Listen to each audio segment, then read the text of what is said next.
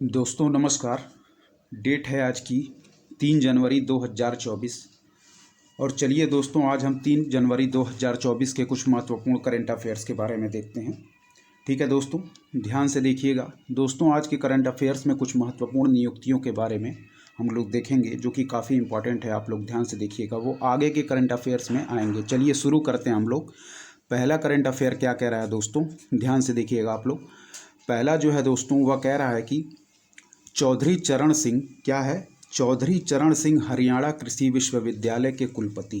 क्या है, चौधरी चरण सिंह हरियाणा कृषि विश्वविद्यालय के कुलपति प्रोफेसर BR कंबोज को। ठीक है दोस्तों, क्या है, चौधरी चरण सिंह हरियाणा कृषि विश्वविद्यालय के कुलपति प्रोफेसर BR कंबोज को कृषि विज्ञान के क्षेत्र में, क्या है, कृषि विज्ञान के क्षेत्र में एक वैज्ञानिक और विस्तार विशेषज्ञ के रूप में उनके योगदान के लिए दोस्तों प्रतिष्ठित MS स्वामीनाथन पुरस्कार से सम्मानित किया गया है।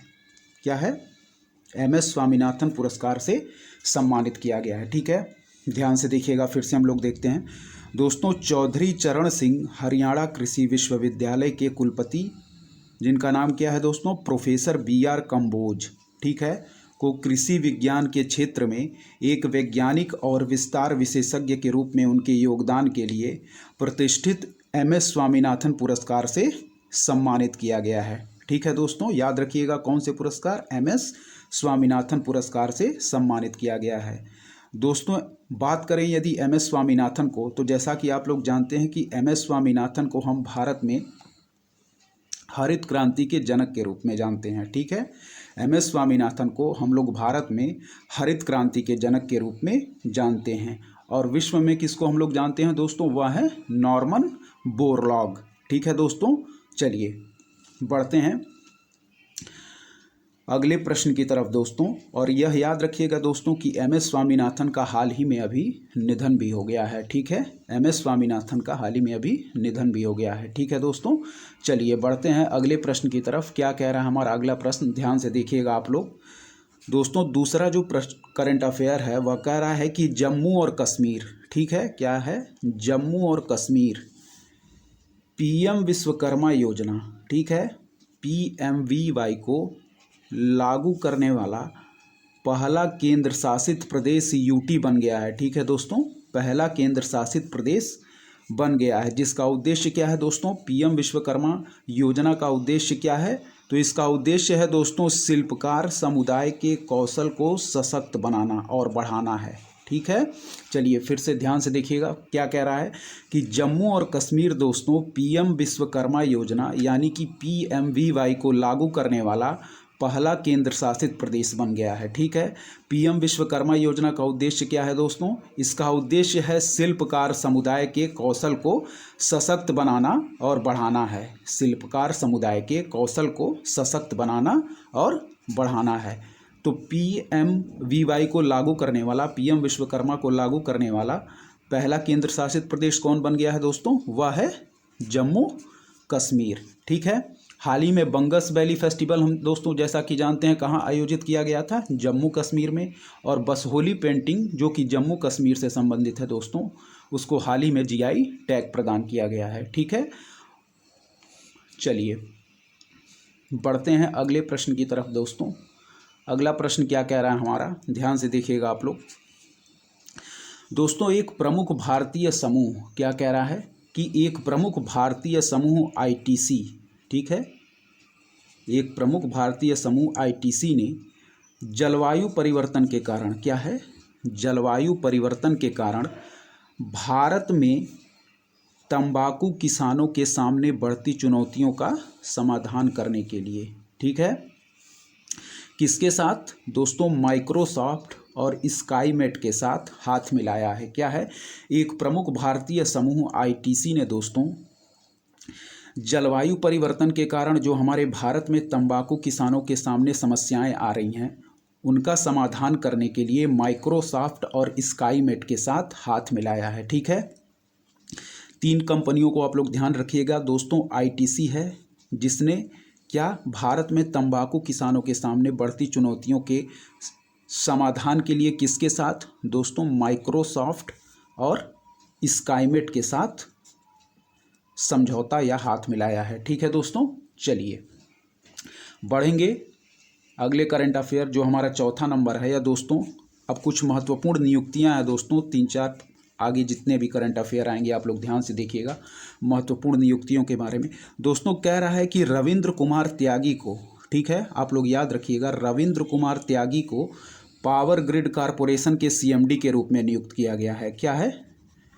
रविंद्र कुमार त्यागी को पावर ग्रिड कॉरपोरेशन के सीएमडी के रूप में नियुक्त किया गया है। ठीक है, रविंद्र कुमार त्यागी को पावर ग्रिड कॉरपोरेशन के सीएमडी के रूप में नियुक्त किया गया है। ठीक है, चलिए अगली नियुक्ति देखते हैं दोस्तों।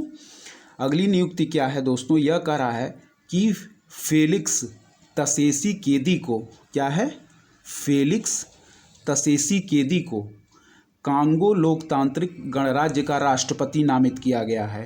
कांगो लोकतांत्रिक गणराज्य का राष्ट्रपति नामित किया गया है। ठीक है दोस्तों, चलिए क्या कह रहा है कि फेलिक्स तसेसी केदी को कांगो लोकतांत्रिक गणराज्य का राष्ट्रपति नामित किया गया है। ठीक है, आप लोग याद रखिएगा किसको? फेलिक्स तसेसी केदी को, किसको? कांगो लोकतांत्रिक गणराज्य का राष्ट्रपति नियुक्त किया गया है। ठीक है दोस्तों, चलिए बढ़ते हैं अगले प्रश्न की तरफ। दोस्तों क्या कह रहा है हमारा अगला करंट अफेयर जो है दोस्तों, यह कह रहा है, ये भी एक नियुक्ति से संबंधित है दोस्तों, ध्यान से देखिएगा। अगला करंट अफेयर भी नियुक्ति से संबंधित है। क्या कह रहा है कि विवेक श्रीवास्तव को, क्या कह रहा है कि विवेक श्रीवास्तव को अग्निशमन, क्या है? विवेक श्रीवास्तव को अग्निशमन सेवा, नागरिक सुरक्षा और होमगार्ड का महानिदेशक नियुक्त किया गया है। ठीक है, क्या है? विवेक श्रीवास्तव को अग्निशमन सेवा, नागरिक सुरक्षा और होमगार्ड का महानिदेशक नियुक्त किया गया है।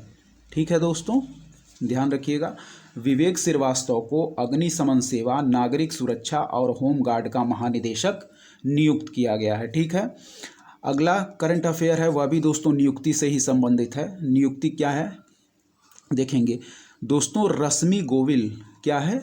रश्मि गोविल को इंडियन ऑयल कॉरपोरेशन आईओसी की अगली निदेशक मानव संसाधन नियुक्त किया गया है। ठीक है, जो रश्मि गोयल हैं, रश्मि गोविल, उनको इंडियन ऑयल कॉरपोरेशन आईओसी की अगली निदेशक मानव संसाधन नियुक्त किया गया है। ठीक है दोस्तों, तो दोस्तों 4 नियुक्तियों के बारे में हम लोगों ने पढ़ा, एक बार हम रिकॉल कर लेंगे। ठीक है दोस्तों, पहली नियुक्ति थी कि रविंद्र कुमार त्यागी को पावर ग्रिड कॉरपोरेशन के सीएमडी के रूप में नियुक्त किया गया है। ठीक है, रविंद्र कुमार त्यागी को पावर ग्रिड कॉरपोरेशन के सीएमडी के रूप में नियुक्त किया गया। फिर अगली नियुक्ति क्या थी कि फेलिक्स तसेसी केदी को कांगो लोकतांत्रिक गणराज्य का राष्ट्रपति नामित किया गया है। किसको? फेलिक्स तसेसी केदी को। ठीक है, फिर अगली नियुक्ति जो थी वह थी दोस्तों कि विवेक श्रीवास्तव को अग्निशमन सेवा, नागरिक सुरक्षा और होमगार्ड का महानिदेशक नियुक्त किया गया है। फिर अगली नियुक्ति क्या है कि रश्मि गोविल इंडियन ऑयल कॉरपोरेशन की अगली निदेशक मानव संसाधन होंगी। ठीक है, चलिए बढ़ते हैं 8वें करंट अफेयर की तरफ। क्या कह रहा है हमारा 8वां करंट अफेयर? यह कह रहा है दोस्तों कि भारतीय ग्रैंड मास्टर, ठीक है, कोनेरू हम्पी, भारतीय ग्रैंड मास्टर कोनेरू हम्पी ने उज्बेकिस्तान, ये स्थान याद रखिएगा आप लोग, उज्बेकिस्तान के समरकंद में आयोजित 2023 विश्व रैपिड शतरंज चैंपियनशिप में दोस्तों महिलाओं का जो व्यक्तिगत रजत पदक है उसको हासिल किया है। ठीक है, महिलाओं का व्यक्तिगत रजत पदक हासिल किया है। फिर देखेंगे क्या कह रहा है कि भारतीय ग्रैंड मास्टर कोनेरू हम्पी ने उज्बेकिस्तान के समरकंद में आयोजित 2023 विश्व रैपिड शतरंज चैंपियनशिप में महिलाओं का व्यक्तिगत रजत पदक हासिल कर लिया है। ठीक है दोस्तों, चलिए दोस्तों लास्ट जो हमारा करंट अफेयर है वह डीआरडीओ से संबंधित है। दोस्तों डीआरडीओ ने हाल ही में अपना, क्या कह रहा है कि डीआरडीओ ने हाल ही में अपना 1 जनवरी 2024 को अपना 66वां स्थापना दिवस मनाया है। दोस्तों क्या है, डीआरडीओ ने 1 जनवरी 2024 को अपना 66वां स्थापना दिवस मनाया है। बात करें दोस्तों यदि डीआरडीओ की, तो डीआरडीओ की स्थापना कब हुई थी? तो डीआरडीओ की स्थापना हुई थी दोस्तों 1 जनवरी 1958 को। ठीक है। बात करें दोस्तों डीआरडीओ के वर्तमान चेयरमैन की, तो वह है दोस्तों समीर कामत। ठीक है। बात करें यदि डीआरडीओ के वर्तमान चेयरमैन की, तो वह हैं समीर बी कामत। ठीक है दोस्तों यदि बात करें डीआरडीओ के ध्येय वाक्य की, यह बार बार परीक्षाओं में पूछा गया है, तो वह है बलस्य मूलम विज्ञानम। ठीक है। बलस्य मूलम विज्ञानम, यानी कि शक्ति की उत्पत्ति विज्ञान से होती है। ठीक है दोस्तों, फिर से रिकॉल कर लेंगे। डीआरडीओ की स्थापना 1 जनवरी 1958 को। वर्तमान चेयरमैन है दोस्तों समीर बी कामत, और इसका ध्येय वाक्य है बलस्य मूलम विज्ञानम, यानी कि विज्ञान, शक्ति की उत्पत्ति विज्ञान से होती है। ठीक है दोस्तों, चलिए यहाँ पे हमारे करंट अफेयर समाप्त होता है दोस्तों। चलिए अब हम लोग कुछ स्टैटिक पार्ट्स को भी कवर कर लेते हैं साथ ही साथ में दोस्तों, जो कि परीक्षाओं के लिए काफ़ी महत्वपूर्ण होंगे। ठीक है दोस्तों, चलिए देखते हैं आज के स्टैटिक पार्ट्स में क्या है दोस्तों आज हम लोग स्टैटिक पार्ट्स में देखेंगे भौतिक विज्ञान। भौतिक विज्ञान के अंतर्गत क्या देखेंगे दोस्तों? हम लोग देखेंगे ऊर्जा रूपांतरित करने वाले कुछ उपकरण, जो कि बार बार परीक्षाओं में पूछे जाते हैं दोस्तों। आप लोग ध्यान से सुनिएगा, क्या है? ऊर्जा रूपांतरित करने वाले कुछ उपकरण। चलिए उपकरण और ऊर्जा का रूपांतरण, ठीक है, देखते हैं। पहला जो हमारा उपकरण है दोस्तों वह है डायनमो। ध्यान से सुनिएगा आप लोग, पहला है डायनमो। ठीक है दोस्तों, तो डायनमो जो है दोस्तों यह यांत्रिक ऊर्जा को विद्युत ऊर्जा में बदलता है। ठीक है, डायनमो क्या करता है? यांत्रिक ऊर्जा को दोस्तों विद्युत ऊर्जा में बदलता है। ठीक है, अगला देखेंगे वह है मोमबत्ती। अगला है मोमबत्ती। तो मोमबत्ती क्या है दोस्तों? रासायनिक ऊर्जा को प्रकाश एवं उष्मा ऊर्जा में बदलता है। ठीक है, बदलना है रासायनिक ऊर्जा को प्रकाश एवं उष्मा ऊर्जा में। ठीक है, मोमबत्ती हो जाएगा रासायनिक ऊर्जा को प्रकाश एवं उष्मा ऊर्जा में। ठीक है दोस्तों, ध्यान रखिएगा। चलिए तीसरा हम लोग देखेंगे दोस्तों माइक्रोफोन। तीसरा देखेंगे माइक्रोफोन। तो माइक्रोफोन क्या करता है दोस्तों? ध्वनि ऊर्जा को विद्युत ऊर्जा में बदल देता है। माइक्रोफोन क्या करता है?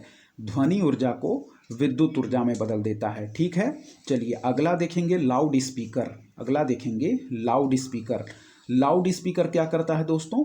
विद्युत ऊर्जा को ध्वनि ऊर्जा में बदलता है। लाउड स्पीकर विद्युत ऊर्जा को ध्वनि ऊर्जा में बदलता है। ठीक है दोस्तों, अगला हम लोग का है सोलर सेल। सोलर सेल क्या करता है दोस्तों? यह सौर ऊर्जा को विद्युत ऊर्जा में बदल देता है। सोलर सेल सौर ऊर्जा को विद्युत ऊर्जा में बदल देता है। ठीक है, अगला है दोस्तों हमारा ट्यूबलाइट। ट्यूबलाइट, ठीक, ट्यूबलाइट क्या करता है दोस्तों? यह विद्युत ऊर्जा को प्रकाश ऊर्जा में बदल देता है। विद्युत ऊर्जा को प्रकाश ऊर्जा में बदल देता है। ठीक है, अगला जो उपकरण है दोस्तों वह है विद्युत मोटर। विद्युत मोटर क्या करता है? यह विद्युत ऊर्जा को दोस्तों यांत्रिक ऊर्जा में बदल देता है। विद्युत ऊर्जा को यांत्रिक ऊर्जा में। अगला जो हमारा उपकरण है दोस्तों वह है विद्युत बल्ब। ठीक है, विद्युत बल्ब क्या करता है? यह विद्युत ऊर्जा को प्रकाश एवं उष्मा ऊर्जा में बदलता है। ठीक है, विद्युत ऊर्जा को प्रकाश एवं उष्मा ऊर्जा में कौन बदल देता है? विद्युत बल्ब। अगला जो उपकरण है दोस्तों वह है हमारा विद्युत सेल। ठीक है, विद्युत सेल क्या करता है दोस्तों? यह रासायनिक ऊर्जा को विद्युत ऊर्जा में बदल देता है। ठीक है, विद्युत सेल क्या करता है? रासायनिक ऊर्जा को विद्युत ऊर्जा में बदल देता है। और अगला जो उपकरण है दोस्तों वह है सितार। वह है सितार। सितार क्या करता है दोस्तों? यह यांत्रिक ऊर्जा को ध्वनि ऊर्जा में बदलता है। ठीक है, यांत्रिक ऊर्जा को दोस्तों ध्वनि ऊर्जा में बदलता है। एक बार फिर से रिकॉल कर लेंगे जल्दी से, आप लोग ध्यान से सुनिएगा। डायनमो दोस्तों यांत्रिक ऊर्जा को बदलता है विद्युत ऊर्जा में। ठीक है, मोमबत्ती बदलता है दोस्तों रासायनिक ऊर्जा को प्रकाश एवं उष्मा ऊर्जा में। ठीक है, माइक्रोफोन बदलता है दोस्तों ध्वनि ऊर्जा को विद्युत ऊर्जा में। ठीक है, लाउड स्पीकर बदलता है विद्युत ऊर्जा को ध्वनि ऊर्जा में। सोलर सेल बदलता है दोस्तों सौर ऊर्जा को विद्युत ऊर्जा में। ट्यूबलाइट बदलता है विद्युत ऊर्जा को प्रकाश ऊर्जा में। ठीक है दोस्तों, विद्युत मोटर बदलता है विद्युत ऊर्जा को यांत्रिक ऊर्जा में। ठीक है, विद्युत बल्ब बदलता है विद्युत ऊर्जा को प्रकाश एवं उष्मा ऊर्जा में। विद्युत सेल बदलता है रासायनिक ऊर्जा को विद्युत ऊर्जा में, सितार बदलता है यांत्रिक ऊर्जा को ध्वनि ऊर्जा में। ठीक है दोस्तों, तो इस प्रकार आज हम लोग स्टैटिक पार्ट्स में हम लोगों ने दोस्तों ऊर्जा रूपांतरित करने वाले कुछ उपकरणों के बारे में देखा। ठीक है दोस्तों, तो यहीं पे दोस्तों हमारी करंट अफेयर्स की वीडियो समाप्त होती है। दोस्तों यदि आपको हमारी करंट अफेयर्स की वीडियो पसंद आ रही है तो हमारे चैनल को ज़रूर सब्सक्राइब करें दोस्तों, लाइक करें, अपने दोस्तों के बीच शेयर करें और ऐसे ही पढ़ते रहें दोस्तों। धन्यवाद। जय हिंद दोस्तों।